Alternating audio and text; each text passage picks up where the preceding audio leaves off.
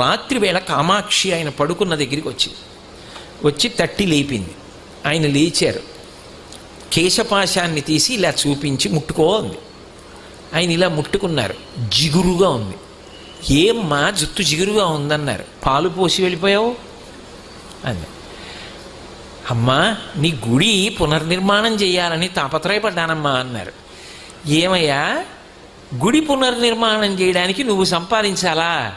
నన్ను అడిగితే నేను ఇవ్వను. దానికోసం నా జుత్తు ఇలా వదిలి వెళ్ళిపోయావా? చూడు పాలకంపు ఎంత సువాసనలు రావలసిన జుత్తునది.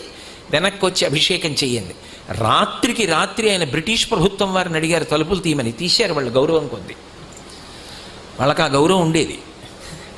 తలుపులు తీస్తే వారు గబగబా వచ్చి కంచిలో అమ్మవారికి మళ్ళీ